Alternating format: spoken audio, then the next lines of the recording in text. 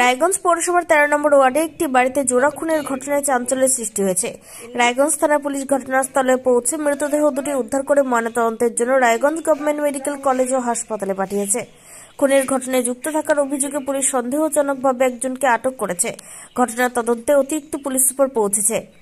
সূত্রের খবর, রায়গঞ্জ পৌর এলাকার 13 নম্বর ওয়ার্ডের উকিলপাড়া পীরপুকুরের পাশে তপন দে এক ব্যক্তি মেয়েকে নিয়ে বাড়িতে থাকত। তার মেয়ে এবারে মাধ্যমিক পরীক্ষা দিচ্ছে। সকালে পরীক্ষা দিতে বাড়ি থেকে বেরিয়ে যায়।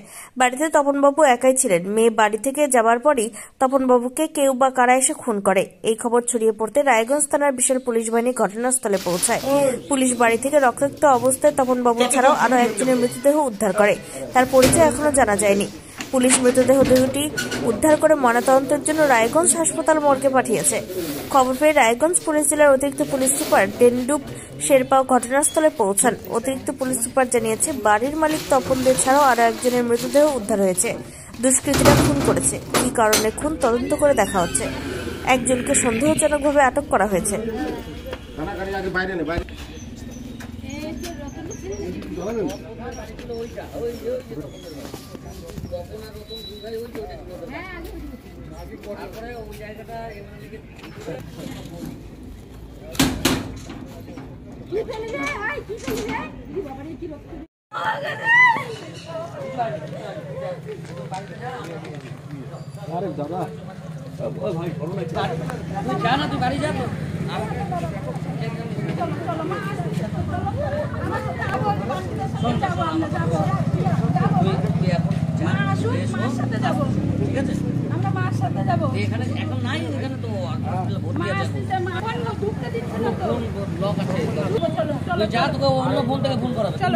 মাধ্যমিক পরীক্ষা ছিল।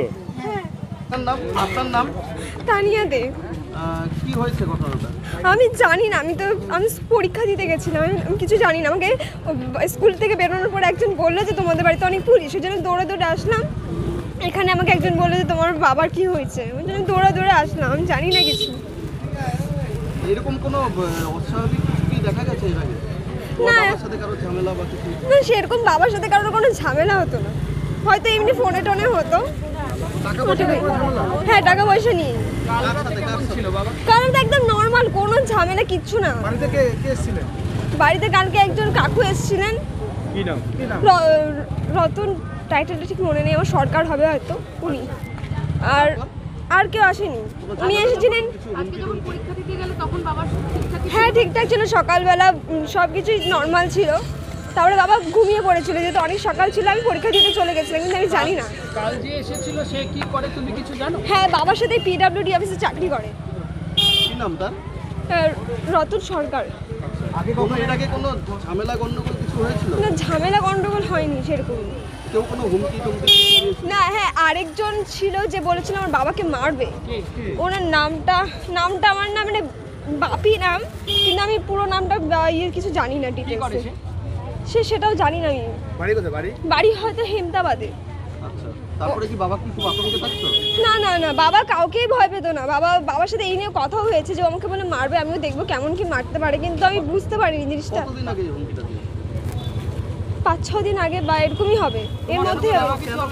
না, টাকা পয়সা নিয়ে। বাবা টাকা পায় ওনার কাছে। হেমতাবাদে আমি বলতে পারবো না, আমি জানি না। কি কারণে হুমকি দিয়েছিল? হয়তো টাকা পয়সার জন্য, আমি তো সেভাবে জানি না, কিন্তু আমি বাবা ফোনে কথা বলতো তো, তখন ওটাই শুনছিলাম, ব্যাস, আর কিছু না। আমি জানি না, আমি বাবার কাছে যাবো, কেমন আছেন কিছু জানি না। আমার কাছে ফোনও নেই,